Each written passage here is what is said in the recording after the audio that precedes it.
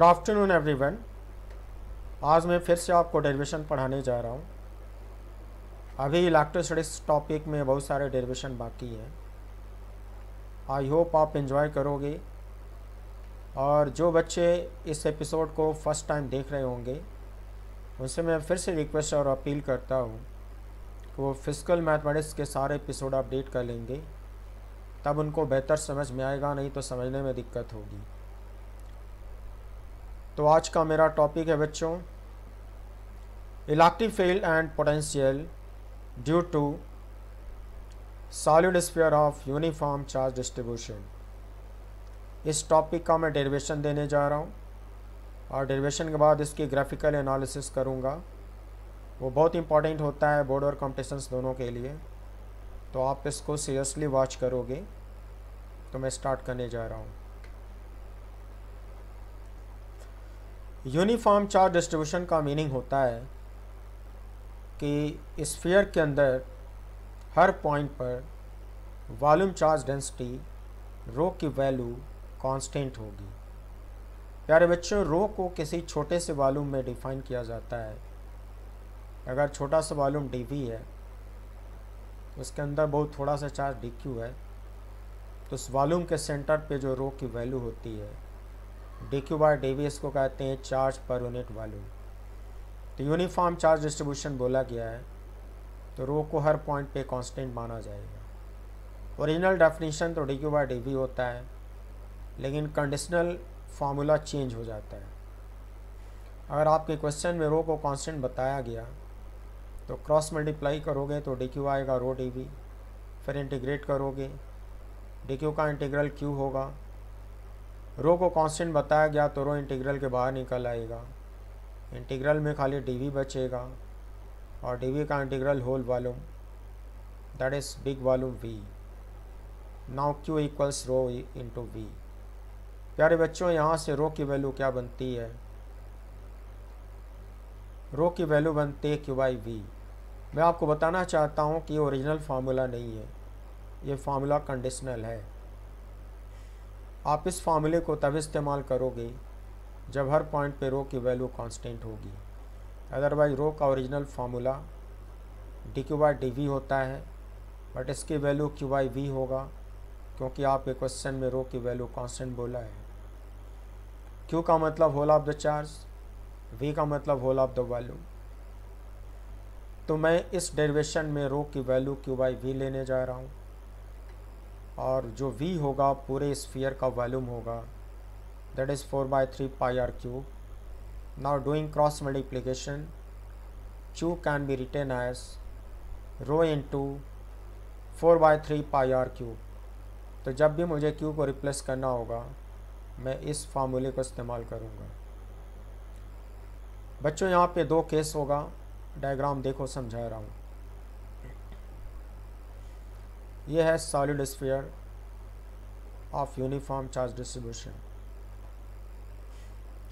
आप पहले पढ़ चुके हो कि अगर इसके पूरे वॉल्यूम में चार्ज डिस्ट्रीब्यूशन यूनिफॉर्म है तो स्फीयर कंडक्टिंग कतई नहीं होगा। अगर ये कंडक्टिंग होता तो रिपल्सन की वजह से ये सभी चार्ज आउटर सरफेस पे आके रुकते, लेकिन ऐसा नहीं हो रहा है। इसका मतलब ये स्फीयर हर हाल में नॉन कंडक्टिंग होगा। ये किसी नॉन कंडक्टिंग मटेरियल से बना है, इसलिए इसके पूरे वॉल्यूम में चार्ज डिस्ट्रीब्यूशन पॉसिबल है। बच्चों, इलेक्ट्रिक फील्ड डिराइव करने के लिए दो केस लेंगे। एक एक्सटर्नल पॉइंट P होगा, radial distance small r, and because of radial symmetry in charge distribution electric field will be radially outward. दूसरा केस होगा इंटरनल पॉइंट। स्फीयर के अंदर एक पॉइंट ले लो P', उसका भी रेडियल डिस्टेंस स्मॉल r होगा, और यहाँ पे रेडियल सिमेट्री है चार्ज डिस्ट्रीब्यूशन में, यहाँ भी इलेक्ट्रिक फील्ड आएगा रेडियली आउटवर्ड। इस स्फीयर का रेडियस है capital R and whole of the charge in its volume is Q। यहाँ पे मैं दो केस बनाने जा रहा हूँ। Case 1, at an external point P that is small r greater than capital R. बच्चों डिराइव करने पर इलेक्ट्रिक फील्ड का ये फॉर्मूला आएगा 1/4πε0 Q by small are square. Q की वैल्यू सब्सटीट्यूट करी जाएगी, कैंसिल आउट होने पर ये फॉर्मूला आएगा। इसी तरह से पोटेंशियल का डेरिवेशन होगा। पोटेंशियल डिराइव करने पर आता है 1/4πε0 Q बाई स्मॉल आर। फिर Q की वैल्यू सब्सटीट्यूट करी जाएगी, कैंसिल आउट होने पर ये फॉर्मूला आएगा। फिर होगा case 2, at an internal point P dash small r less than capital R. तो इलेक्ट्रिक फील्ड का फॉर्मूला इंटरनल पॉइंट पर इतना आता है। यही डेरिवेशन आज मैं देने जा रहा हूँ 1/4πε0 Q small r upon R cube. फिर Q की वैल्यू पुट करी जाएगी, फिर कैंसिल होने पर यह फॉर्मूला आता है रो स्मॉल आर अपॉन 3ε0। फिर पोटेंशियल का डेरिवेशन होगा। इंटरनल पॉइंट पे पोटेंशियल का ये फॉर्मूला आएगा 1/4πε0 Q by 2 capital R cube 3r square minus small are square. फिर Q की वैल्यू सब्सटीट्यूट करी जाएगी, फिर कैंसिल आउट होने पर ये फॉर्मूला आएगा।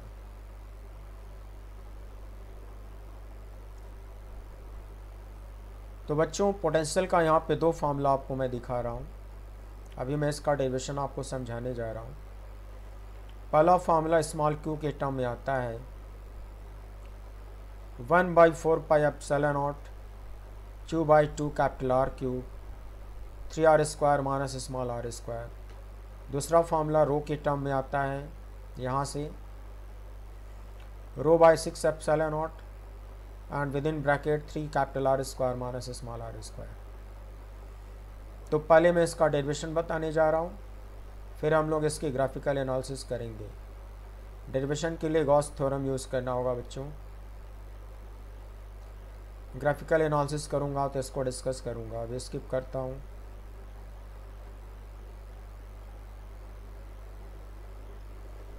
Now come to proof. Now this is case 1. At an external point P, small r greater than capital R. See the figure A on the next page for the reference.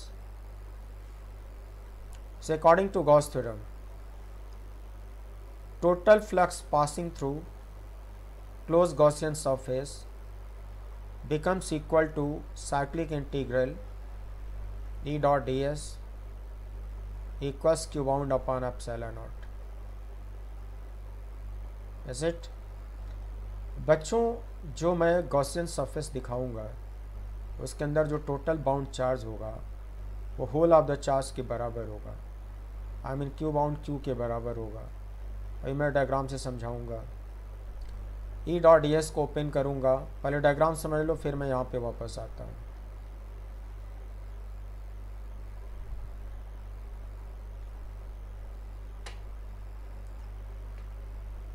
बच्चों case 1 में हम लोग external point P लेने जा रहे हैं। यहाँ पर इलेक्ट्रिक फील्ड का डेरिवेशन करूँगा। रेडियल डिस्टेंस स्मॉल r होगा। गॉसियन सरफेस यहाँ पर स्फेरिकल कंसिडर होगा। रेडियस स्मॉल r होगा। आप देख सकते हो इस डायग्राम को कि total bound charge within this Gaussian spherical surface is whole of the charge q। इसलिए ऊपर मैंने q बाउंड को q लिखा हुआ है। इस गॉसियन सरफेस पे एक छोटा सा एरिया वेक्टर लिया जाएगा। एरिया वेक्टर नॉर्मली आउटवर्ड होता है, उसको ds सिंबल दोगे, ds वेक्टर और इलेक्ट्रिक फील्ड वेक्टर पैरेलल होंगे। दोनों के बेस थीटा की वैल्यू 0 होगी। टोटल बाउंड चार्ज q होगा। अब मैं गॉस थ्योरम अप्लाई करने जा रहा हूँ। ई डॉट डी एस को ओपन करने जा रहा हूँ। Mod D S cos theta cos 0 q bound is whole of the charge q upon epsilon naught cos 0 1, and due to symmetry in position at every point of Gaussian surface magnitude of electric field will be same therefore E is taken outside, E को बाहर निकाला, integral में ds बचेगा equal to Q by epsilon naught. प्यारे बच्चों, मैं पहले भी बताया हूँ कि साइक्लिक इंटीग्रल स्केलर ds का मीनिंग होता है total Gaussian surface area. It should be 4 pi small r square, 4 pi small r square equals Q by epsilon naught. इससे डिवाइड करो, giving you electric field 1 by 4 pi epsilon naught Q by small r square. Q की value substitute करो in terms of rho, 4 pi cancel होगा। Cancel होने के बाद बच्चों formula मिलता है 1/3 epsilon naught rho capital R Q by small r square, hence proved. तो आपने देखा इलेक्ट्रिक फील्ड के दो फार्मूले बने, एक स्मॉल क्यू के टर्म में और एक रो के टर्म में। प्रूफ कर दिया मैंने। इसके बाद देखो क्या होगा। Now see the above figure be for the reference. प्यारे बच्चों, मैं पोटेंशियल डिराइव करने जा रहा हूँ। फिगर बी को आप देखिए, यहाँ पे V2 minus V1 formula use करना होता है। तो एक पॉइंट ऐसा लेना होता है जहाँ पे पोटेंशियल आपको पहले से मालूम होता है, तो वो पॉइंट R1 होगा और उसकी वैल्यू इन्फिनिटी होगी। इन्फिनिटी पर पोटेंशियल को आर्बिट्रेरली जीरो मान लिया जाता है, क्योंकि स्मॉल साइज़ का बॉडी है। इसको पूरे इन्वर्स में अकेला मानते हैं, आइसोलेटेड मानते हैं, जिसकी वजह से इन्फिनिटी में पोटेंशियल जीरो लिया जाता है। सो R1 is infinity and V1 is zero. Second point वो होगा जहाँ पे पोटेंशियल डिराइव करना है, जिसका डिस्टेंस स्मॉल r है, आई मीन पॉइंट P।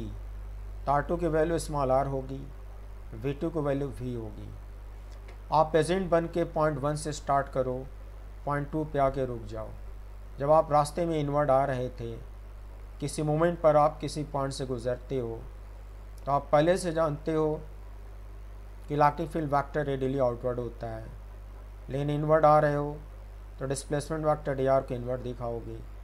ई और डी आर अपोजिट हुए, दोनों के बीच एंगल थीटा 180 डिग्री होगा। ध्यान से देखो। तो बच्चों, अब आप V2 माइनस V1 का फॉर्मूला यूज़ करो। V2 minus V1, we know that it should be negative integral E dot dr limit R1 to R2। V2 minus V1 mod E modulus of dr vector is minus dr। इसको पहले भी समझा चुका हूँ कि minus क्यों लगता है। थीटा 180 है दोनों के बीच में, it should B cos 180। Modulus of dr vector is minus dr because while moving inwards R2 less than R1, R2 less than R1। जब आप इनवर्ड आ रहे होते हो तो R2 की value final value initial value से कम होता है। तो R2 माइनस R1 को dr कहते हैं, तो dr का साइन नेगेटिव होगा, और इस नेगेटिव को पॉजिटिव बनाने के लिए हम माइनस लगाते हैं। बच्चों, आप पॉजिटिव बनाना क्यों चाहते हो? क्योंकि किसी वेक्टर का मैग्नीट्यूड एक पॉजिटिव स्केलर होता है, इसलिए पॉजिटिव बनाना चाहता हूँ। तो dr का मैग्नीट्यूड माइनस dr क्यों हुआ? E का मैग्नीट्यूड कैपिटल E हुआ, थीटा 180 हुआ, और ये scalar limit R1 to R2 हुआ। प्यारे बच्चों, आपको मैं समझा चुका हूँ कि V2 को V लिखते हैं, V1 को 0 लिखते हैं, R1 को इन्फिनिटी और R2 को स्मॉल r। किसी आर्बिट्रेरी पॉइंट पर इलेक्ट्रिक फील्ड का फार्मूला आप डिराइव कर चुके हो, तो उसके फार्मूले को सब्स्टिट्यूट करो। cos 180 माइनस 1 और minus, so minus into minus plus हो जाएगा, यहाँ dr बचेगा। इसमें से कांस्टेंट क्वांटिटी को इंटीग्रल के बाहर निकालो, तो इंटीग्रल के बाहर निकालोगे तो -1/4 पाई एप्सिलॉन नॉट क्यू बाहर निकल आएगा, और r power -2 dr limit infinity to r। बच्चों, इसका इंटीग्रल आपको पता है, आएगा -1/r। लिमिट लिख डालो, इस नेगेटिव को बाहर निकालो, माइनस इंटू माइनस प्लस हो जाएगा, फिर upper limit minus lower limit, upper limit रखोगे तो 1/r आएगा, इन्फिनिटी रखोगे तो 1/∞ आएगा, एंड 1/∞ 0, क्रॉस मल्टीप्लाई करोगे पोटेंशियल इतना आएगा, 1/4πε0 Q/r। फिर Q की वैल्यू सब्सटीट्यूट करो, जो कटे उसे कटा दो, बनता है 1/3ε0 ρr3/r। Is it? प्यारे बच्चों, ये पोटेंशियल आपने एक्सटर्नल पॉइंट पर निकाला है। अगर इस पॉइंट को सरफेस तक लाया जाए तो लिमिट ऐसे आती है, as small r tends to capital R from right, now v tends to VR। तो स्मॉल r की जगह पे यहाँ कैपिटल R पुट कर डालो, जैसे ही कैपिटल R पुट करते हुए कैंसिल हो के r² बचेगा। तो लिमिटिंग वैल्यू आती है रो कैपिटल R² अपॉन 3ε0, और यहाँ पे कैपिटल R पुट करते हो तो कुछ ऐसा आता है। तो इसको हम लोग कहते हैं potential at the surface. Potential at the surface का राइट लिमिट है। एक फार्मूला Q के टर्म में आता है, एक फार्मूला रो के टर्म में आता है। तो सरफेस पर पोटेंशियल मैंने निकाल लिया, इसकी हमें ज़रूरत पड़ेगी नेक्स्ट केस में, इसलिए मैं निकाल चुका हूँ। आप याद रखना बच्चों, फिलहाल पोटेंशियल का जो जनरल फार्मूला है वेरिएबल फॉर्म में, ये पहला फार्मूला है, ये दूसरा फार्मूला है, हेंस प्रूव्ड। वो आप केस 2 बना लो। केस 2 इंटरनल पॉइंट होगा, at an internal point P dash small r less than capital R, see the below figure A for the difference. प्यारे बच्चों, फिगर ए देखो, ये internal point P dash, radial distance small r, because of radial symmetry electric field outward होगा। यहाँ छोटा सा area vector ले लो, area vector S normally outward, वो भी रेडियल होगा। ई और एस पैरेलल होंगे, हर पॉइंट पर होंगे, और इसके अंदर बाउंड चार्ज निकालना पड़ेगा। बाउंड चार्ज निकालूंगा, फिर गॉस थ्योरम यूज़ करूंगा।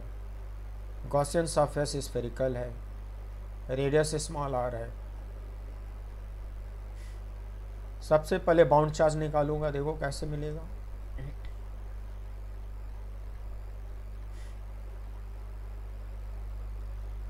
प्यारे बच्चों, रो कांस्टेंट दिया हुआ है, तो rho into volume of Gaussian sphere, इस फार्मूले को यूज करके टोटल बाउंड चार्ज निकलेगा। तो गॉसियन स्फीयर का वॉल्यूम होगा 4/3πr³ into rho, this is bound charge. Now according to Gauss theorem, total electric flux passing through close Gaussian surface equals cyclic integral E dot ds equals Q bound upon ε0। E dot ds को open करो, it should be mod E mod ds cos theta cos 0 Q bound upon ε0 cos 0 1। Due to symmetry in position at every point of Gaussian surface, electric field magnitude remains same. This is taken outside. E को बाहर निकालो, cyclic integral ds equals Q bound upon ε0। Cyclic integral scalar ds की value Gaussian surface area होता है, is it? तो इसकी जगह पे आप 4πr² लिख डालो, Q बाउंड की जगह पे इसको लिख डालो।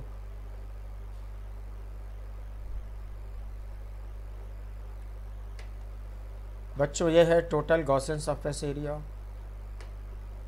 अब इसको यहाँ पे ला के डिवाइड करो, giving you this much. Q bound की वैल्यू ऊपर लिख चुके हो, उसको ला के रखो, जो कटे उसे कटा लो, गिविंग यू दिस फार्मूला।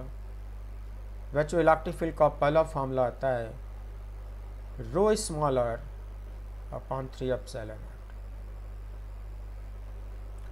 लेकिन रो की value whole of the charge upon whole of the spherical volume, ये होल ऑफ द चार्ज है और ये whole volume of solid sphere है। रो की ये वैल्यू मैं यहाँ पे पुट करने जा रहा हूँ।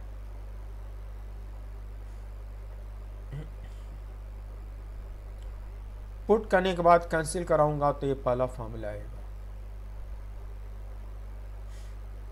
और ये फार्मूला आप निकाल ही चुके हो। तो बच्चों इंटरनल पॉइंट पे इलेक्ट्रिक फील्ड के दो फार्मूले, एक स्मॉल क्यू के टर्म में और एक रो के टर्म में। Hence proofed. अब हम लोग पोटेंशियल डिराइव करेंगे। कैसे करेंगे देखो फिगर बी को।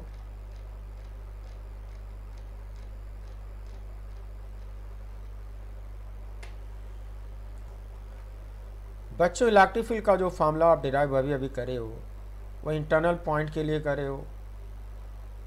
तो V2 माइनस V1 यूज करते वक्त R1 R2 दोनों पॉइंट जो लिया जाएगा वो इंटरनल स्पेस में लिया जाएगा। ये डेफिनेट इंटीग्रल की प्रॉपर्टी है। तो फर्स्ट पॉइंट वहाँ लेना चाहिए जहाँ पोटेंशियल आपको पहले से मालूम होता है। सरफेस पर आप पोटेंशियल निकाल चुके हो। तो V1 is VR and R1 is capital R। Second point उसे कहते हैं जहाँ पोटेंशियल निकालना होता है, दैट इज P डैश।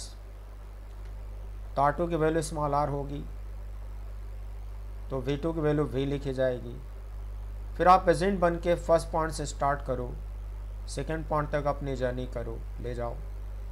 जब आप 1 से 2 पे आ रहे थे तो रास्ते में किसी आर्बिट्रेरी पॉइंट पे रुकते हो तो आपको पहले से पता है कि electric field vector radially outward होता है। डी वेक्टर इनवर्ड दिखाओगे क्योंकि आप एजेंट बन के अंदर आ रहे हो तो डी इनवर्ड दिखाओगे।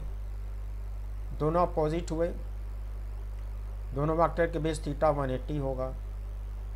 फिर V2 माइनस V1 फार्मूला इस्तेमाल करोगे। कैसे करोगे बच्चों देखो।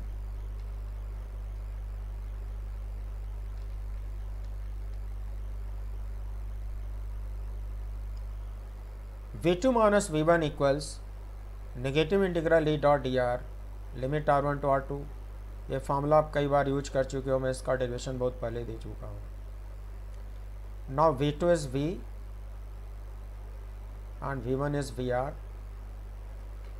Magnitude of electric field is this. अभी अभी डिराइव करे हो। dr वेक्टर का मैग्नीट्यूड माइनस dr समझा चुका हूँ। Theta 180 cos theta cos 180।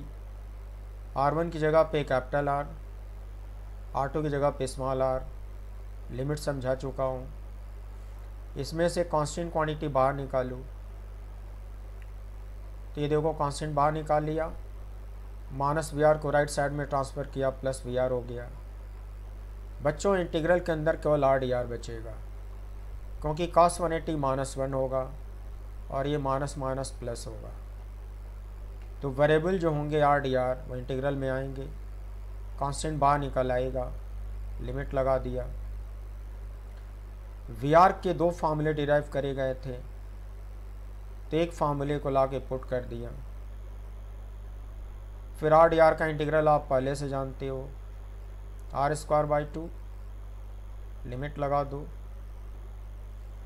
फिर upper limit minus lower limit करो। अपर लिमिट रखोगे तो R²/2 आएगा, लोअर लिमिट रखोगे तो माइनस कैपिटल R²/2 आएगा। बच्चों लिमिट रख दिया, सारी क्वांटिटी रिपीट कर डाला। अब मैं इसको सिंप्लीफाई करूँगा, कुछ कॉमन आएगा, कॉमन ले लूँगा। सो प्यारे बच्चों मैं इस क्वांटिटी को कॉमन लेने जा रहा हूँ।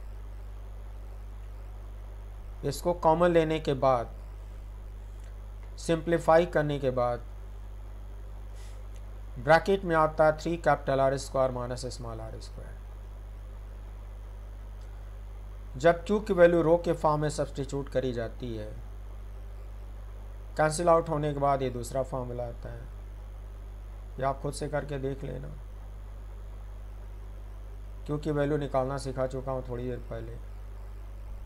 तो ये आता है rho by 6 epsilon naught 3 capital R square minus small are square, hence proved. Is it?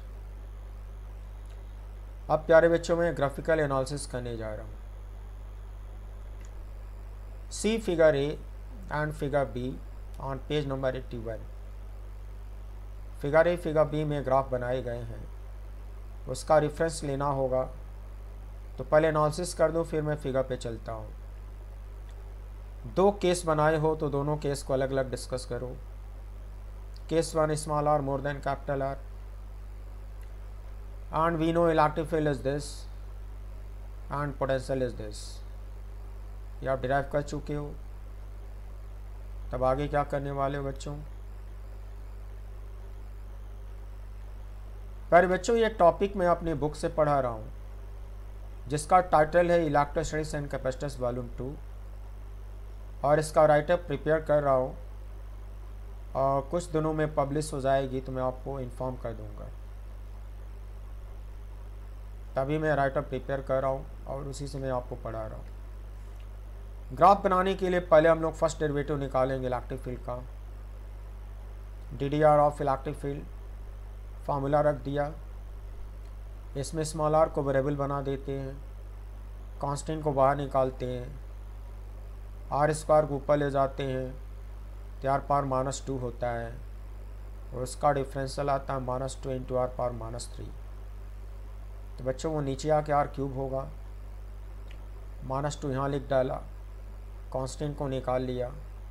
तो पूरी क्वांटिटी जो फर्स्ट डेरिवेटिव निकाले हो साइन नेगेटिव आता है। जब किसी फंक्शन का फर्स्ट डेरिवेटिव नेगेटिव आता है तो हम लोग पढ़े हैं कि वो डिक्रीजिंग फंक्शन होता है, तो ग्राफ डिक्रीजिंग आएगा। फिर हम लोग निकालते हैं सेकेंड डेरिवेटिव। सेकेंड डेरिवेटिव का मतलब इस फर्स्ट डेरिवेटिव को एक बार और डिफ्रेंशिएट करो। Amine DDR of first derivative, constant को बाहर निकालो, आर क्यूब को ऊपर ले जाओ, आर पावर -3, उसका डिफरेंशियल होगा -3 इंटू आर पावर -4, -3 इंटू -2 मिलके +6 होगा, आर पावर -4 नीचे आके आर पावर +4 होगा। कांस्टेंट को रिपीट करो। बच्चों आप देख पा रहे हो कि ये सेकेंड डेरिवेटिव टोटली पॉजिटिव है।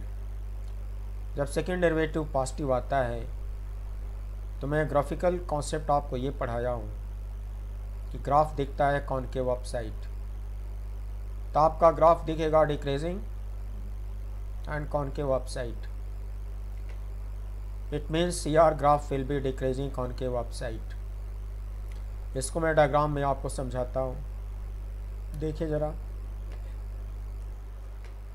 प्यारे बच्चों ये पेज नंबर 81 पे फिगर ए है। तो एक्सटर्नल पॉइंट पर इलेक्ट्रिक फील्ड का ग्राफ जो अभी अभी एनालिसिस करे हो वो डिक्रीजिंग दिखेगा, कॉनकेव अपसाइड दिखेगा, वैसा मैंने दिखाया है, आप देख लो। तो जैसे जैसे एनालिसिस करता जाऊंगा ग्राफ समझाते जाऊंगा। अभी डिक्रीजिंग कॉनकेव में दिखा चुका हूँ, फिर आगे बढ़ता हूँ। Similarly first derivative of potential function DDR of V का फॉर्मूला पुट किया, कांस्टेंट को बाहर निकाला, आर पावर -1 को डिफ्रेंशिएट किया, it will come out -1/r²। प्यारे बच्चों ये फर्स्ट डेरिवेटिव है, आप देख सकते हो कि साइन नेगेटिव आया है। तो जब फर्स्ट डेरिवेटिव नेगेटिव आता है तो उसका मीनिंग होता है डिक्रीजिंग फंक्शन। तो पोटेंशियल का भी ग्राफ डिक्रीजिंग दिखेगा। फिर हम लोग निकालते हैं second derivative, means DDR of first derivative. First derivative की वैल्यू ला के यहाँ पे रख दो, कांस्टेंट को बाहर निकालो, आर स्क्वायर को ऊपर ले जाओ, आर पावर -2 का डिफरेंशियल निकालो, आता है -2 इंटू आर पावर -3। -2 इस माइनस से मल्टीप्लाई होकर +2 होगा और आर पावर -3 नीचे आके आर क्यूब होगा। तो बच्चों आप देख सकते हो कि सेकेंड डेरिवेटिव पॉजिटिव आया। जब सेकेंड डेरिवेटिव पॉजिटिव आता है तो ग्राफ दिखता है concave upside. It means what? VR graph will be again decreasing concave upside. जो VR ग्राफ होगा एक्सटर्नल स्पेस में वो डिक्रीजिंग कॉनकेव अपसाइड दिखेगा। तो इसको मैं डायग्राम में दिखाता हूँ आपको, उसके बाद आगे बढ़ता हूँ। देखो फिर बच्चों, ये फिगर ये है पेज नंबर 81 पर। एक्सटर्नल स्पेस में we are graph decreasing concave upside देखो दिखाया हूँ, जो एनालिसिस कर रहा हूँ वैसा ही दिखाया हूँ। अब इंटरनल स्पेस में एनालिसिस करता हूँ, फिर लौट कर आता हूँ, इसको देख लो। Decreasing concave upside as small are tends to capital R from right, E tends to ER R. बच्चों, ये सरफेस पर इलेक्ट्रिक फील्ड की राइट लिमिट होगी। तो जो इलेक्ट्रिक फील्ड का फॉर्मूला आप डिराइव करे थे, यहाँ पे स्मॉल r था, तो उसको कैपिटल R सीधे सीधे रख दो, तो ये हो गया इलेक्ट्रिक फील्ड का राइट लिमिट। कहाँ पे? सरफेस पर। Q को रो में कन्वर्ट करो, जो कटे उसे कटा लो, तो बच्चों मिलता है rho capital R by 3 epsilon naught. तो ये इलेक्ट्रिक फील्ड का राइट लिमिट हुआ। बहुत ध्यान से देखो और याद रखना, थोड़ी देर बाद ज़रूरत पड़ेगी। सरफेस पर इलेक्ट्रिक फील्ड का राइट लिमिट सिंबल ER से इक्वेशन नंबर 1। थोड़ी देर पहले फर्स्ट डेरिवेटिव आप इतना निकाले हो,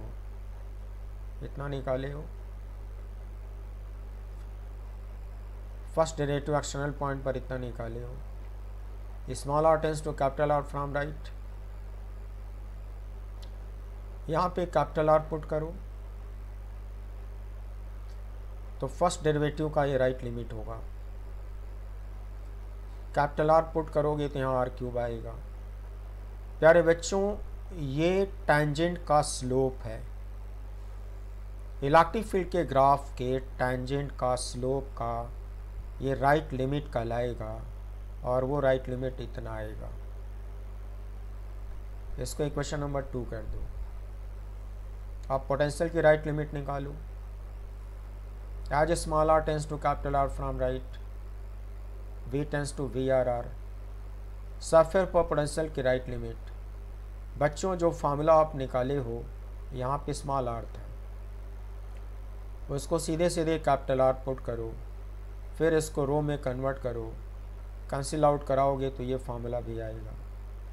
तो दोनों फार्मूले पोटेंशियल का सरफेस पर राइट लिमिट डिनोट करेंगे। से दिस इज इक्वेशन नंबर 3। फिर एक्सटर्नल स्पेस में d/dr इतना निकाले हो, तो इसका राइट लिमिट निकालो। सीधे सीधे यहाँ कैपिटल R पुट करो। तो बच्चों, ये पोटेंशियल के ग्राफ में टैंजेंट का स्लोप होगा और उसका ये राइट लिमिट होगा। से इक्वेशन नंबर 4। अब इंटरनल स्पेस में आ जाओ, 4 इक्वेशन वहाँ भी बनेगा। प्यारे बच्चों, घबराना नहीं, डरना नहीं, ये सीखना बहुत ज़रूरी है, नहीं तो कंपटीशंस में आपको बहुत परेशानी होने वाली है। ग्राफ पे फुल कमांड होगा तो आप डरोगे नहीं, कॉन्फिडेंट रहोगे, कंपटीशन में अच्छा परफॉर्म कर पाओगे। तो मैं पूरी एनालिसिस आपको प्यार से सिखा रहा हूँ, और आप बिना डरे, बिना परेशान हुए, पेशेंस के साथ इसको समझने की कोशिश करो। तो इंटरनल स्पेस में हम लोग जो फार्मूला निकाले हैं उसको रिपीट करता हूँ। इलेक्ट्रिक फील्ड का एक फार्मूला ये आया था, और पोटेंशियल का फार्मूला ये आया था। सबसे पहले मैं फर्स्ट डेरिवेटिव निकालने जा रहा हूँ। कांस्टेंट को बाहर निकालो। स्मॉल r का फर्स्ट डेरिवेटिव 1 होगा, तो कांस्टेंट इतना बचेगा। प्यारे बच्चों, आपने देखा कि जो इलेक्ट्रिक फील्ड का फर्स्ट डेरिवेटिव है वो एक पॉजिटिव कांस्टेंट है, ये तो वेरिएबल है ही नहीं। तो जब फर्स्ट डेरिवेटिव पॉजिटिव कांस्टेंट आता है तो यार ग्राफ कैसा दिखेगा? Straight line passing through origin with positive slope. प्यारे बच्चों, आप जानते हो कि स्ट्रेट लाइन का स्लोप कांस्टेंट होता है।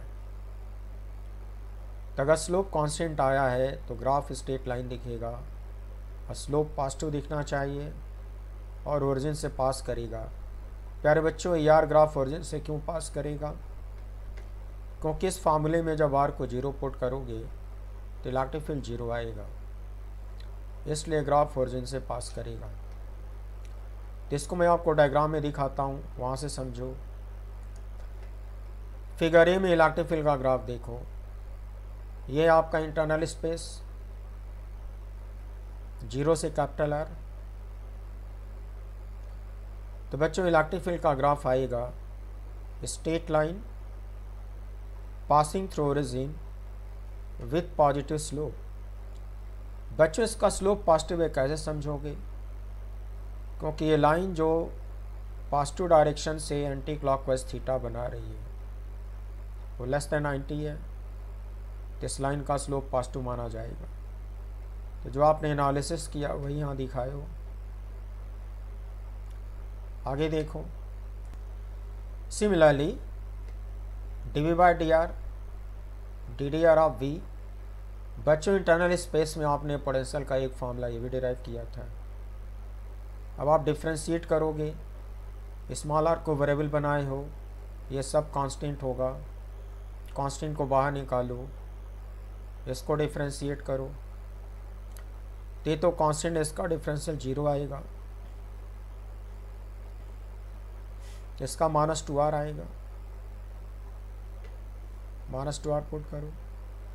प्यारे बच्चों आपने देखा फर्स्ट डेरिवेटिव नेगेटिव आया, ग्राफ कैसा दिखेगा? Decreasing function, is it? Second derivative निकालो, आई मीन फर्स्ट डेरिवेटिव के एक बार और डिफ्रेंशिएट करो, कांस्टेंट को बाहर निकालो, -2 भी कांस्टेंट है, उसको लेकर ये पूरी क्वांटिटी बाहर निकालो, बचेगा सिंगल आर। सिंगल आर कार में डिफरेंशियल 1 होगा, इग्नोर करो, इतना बचेगा। प्यारे बच्चों जो कुछ भी निकाले हो इसका साइन नेगेटिव है। जब सेकेंड डेरिवेटिव नेगेटिव आता है तो ग्राफ कैसा दिखता है? Convex upside. इट मीन्स आपने क्या सीखा कि जो VR ग्राफ होगा that will be decreasing convex upside in internal space. अब इसको मैं आपको डायग्राम में दिखा रहा हूँ, वहाँ देखो डिक्रीजिंग कॉन्वेक्स दिखना चाहिए। देखो इसको, इंटरनल स्पेस में जो VR ग्राफ है डिक्रीजिंग कॉन्वेक्स अपसाइड दिखाया गया है। देखो इसको लिख सकते हो potential proportional to 3r² minus r², और आउटर स्पेस में लिख सकते हो इनवर्सली प्रोपोर्शनल टू r। उसी तरह से आउटर स्पेस में इलेक्ट्रिक फील्ड को लिखोगे inversely proportional to r², formula मिला लेना, और इनर स्पेस में लिखोगे proportional to small r, formula मिला लेना। प्यारे बच्चों ये ग्राफ कैसा दिखता है वो तो समझा दिया, लेकिन कंटिन्यूटी और डिफरेंशिएबिलिटी अभी समझाना बाकी है, उस पर आता हूँ। प्यारे बच्चों हम लोग इंटरनल स्पेस डिस्कस कर रहे हैं। As small R tends to capital R from right, नहीं ये तो आउटर है। इंटरनल स्पेस में हम लोग लौट रहे हैं। Small R tends to capital R from left, E tends to ERL। प्यारे बच्चों इसको इलेक्ट्रिक फील्ड का सरफेस पर लेफ्ट लिमिट बोलोगे। तो इंटरनल स्पेस में जो इलेक्ट्रिक फील्ड का फॉर्मूला आया था उसमें स्मॉल आर को कैपिटल आर पुट करोगे तो इतना बचेगा, फिर रो में कन्वर्ट करोगे तो इतना बचेगा। तो ये सरफेस पर इलेक्ट्रिक फील्ड का लेफ्ट लिमिट हुआ, सही यार। इसको इक्वेशन नंबर 5 बना दो। इंटरनल स्पेस में फर्स्ट डेरिवेटिव इतना निकाले हो, देखो कांस्टेंट है ना, कांस्टेंट। लिमिटिंग वैल्यू कितनी आएगी? टेंजेंट का स्लोप है उसका लेफ्ट लिमिट, तो इसमें तो स्मॉल आर है ही नहीं है, ये तो कांस्टेंट है, तो उसको रिपीट कर डालो, यही कांस्टेंट लेफ्ट लिमिट भी कहलाएगा। टेंजेंट का स्लोप का लेफ्ट लिमिट सरफेस पर इतना आएगा। से इक्वेशन नंबर 6, पोटेंशियल की लेफ्ट लिमिट निकालो। Small are tends to capital R from left, V tends to V R L. Surface पर पोटेंशियल का ये लेफ्ट लिमिट होगा बच्चों, इतना आएगा। क्यों आएगा? वी के फार्मूले में स्मॉल आर को कैपिटल आर पुट करके देखो कि इतना कैसे आता है। एक बार मैं दिखा रहा हूं, जरा देख लो।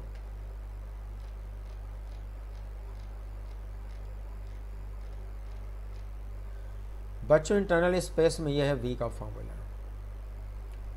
यहां पे आप कैपिटल आर पुट करने जा रहे हो। जब कैपिटल आर पुट करोगे तो ये डिफरेंस 2r² होगा। 2r² से 2r³ को कटाओगे तो यहाँ सिंगल कैपिटल आर होगा। यहाँ बचेगा 1/4πε0 Q बाई सिंगल आर। बच्चों सिंगल आर बचेगा, वही मैं वहाँ दिखाया हूँ, फिर से देखो। पोटेंशियल के लेफ्ट लिमिट निकालोगे तो यहाँ सिंगल आर बचेगा। क्यू को रो में कन्वर्ट करना सिखाया हूँ, करोगे कटाओगे कुटाओगे तो इतना आएगा।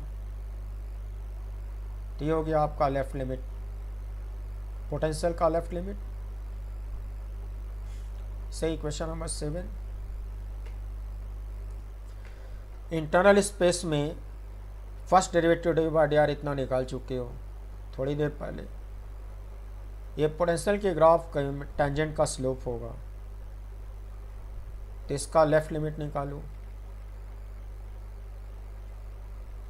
Small are tends to capital R from left, dy/dr tends to dy/drl, slope का लेफ्ट लिमिट। करना कुछ नहीं है बच्चों, स्मॉल आर की जगह पे सीधे सीधे कैपिटल आर रख दो।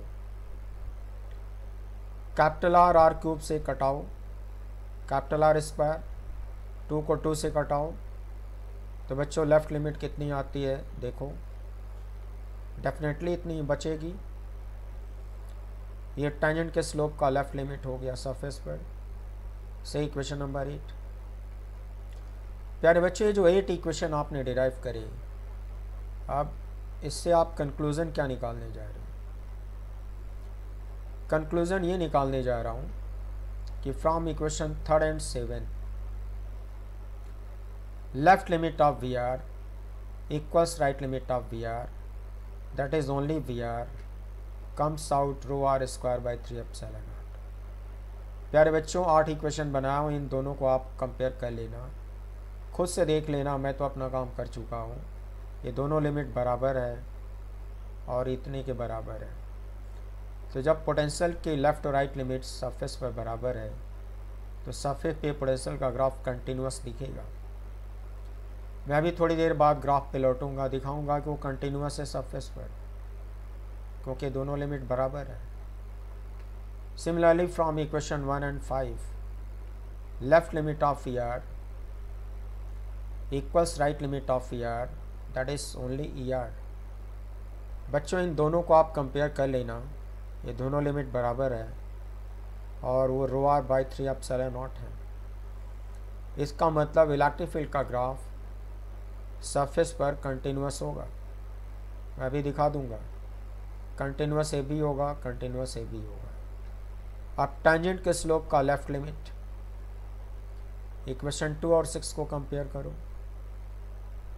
और स्लोप का लेफ्ट राइट लिमिट, टेंजेंट के स्लोप का लेफ्ट और राइट लिमिट इक्वल नहीं आए हैं। तो बच्चों जब टेंजेंट के स्लोप का लेफ्ट और राइट लिमिट इक्वल नहीं होता तो कहते हैं कि जो फंक्शन है डिफरेंशिएबल नहीं होगा। अभी मैं ऊपर दिखा दूंगा। तो इलेक्ट्रिक फील्ड फंक्शन सरफेस पर डिफरेंशिएबल नहीं होगा क्योंकि दोनों लिमिट बराबर नहीं है। फिर आप इक्वेशन 4 और 8 को कंपेयर करो। Left limit of slope equals right limit of slope. Potential का जो स्लोप था लेफ्ट और राइट लिमिट दोनों बराबर आया है, इन दोनों को कंपेयर कर लो। तो जब टेंजेंट के स्लोप का लेफ्ट और राइट लिमिट इक्वल आया है तो पोटेंशियल का ग्राफ डिफरेंशिएबल होगा। होगा डिफरेंशिएबल, मैं ऊपर दिखाता हूँ। फिर कुछ पोटेंशियल की वैल्यूज़ निकालो, सेंटर पे निकालो। सेंटर पे आर की वैल्यू 0 होगी। इनर स्पेस में जो पोटेंशियल का फॉर्मूला था उसमें स्मॉल आर को यहाँ 0 पुट करो। 3r² को 2r³ से कटा दो। 3/2 को बाहर निकालो, अंदर इतना आएगा, इसको आप VR भी कहते हो। Now this is 3/2 VR known as V0। Centre पे पोटेंशियल मैक्सिमम आएगा, उसकी वैल्यू आएगी 3/2 VR। इसको मैं ग्राफ में दिखाऊंगा। Now we can see that V0 equals 3/2 VR। तो प्यारे बच्चों, आपने जो डिस्कशन किया उसका कंक्लूजन क्या निकाला कि potential function VR is continuous and differentiable at small r equals capital R, but electric field function ER is continuous and non-differentiable at small r equals capital R। ये जो कमेंट है इसको मैं ग्राफ में दिखाता हूँ, देखो वहाँ पे चल के। प्यारे बच्चों, इसको समझने के लिए आप फिगर बी का रेफरेंस ले लो, पेज नंबर 81 पर। आपने अभी अभी एनालिसिस किया था कि as small are tends to capital R from left and small are tends to capital R from right, surface पर इलेक्ट्रिक फील्ड की लेफ्ट और राइट लिमिट इक्वल आई थी। यही मैं दिखाया हूँ, यानी कि एक पॉइंट यहाँ लेफ्ट साइड में लो, एक पॉइंट यहाँ राइट साइड में लो, तो ये हाइट राइट लिमिट होगा और ये हाइट इलेक्ट्रिक फील्ड का लेफ्ट लिमिट होगा।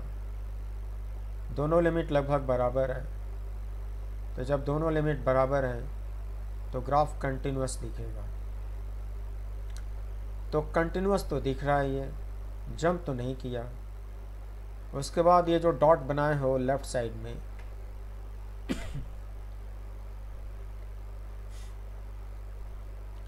वहाँ एक टेंजेंट बना लो, सोन बाय ब्लू कलर।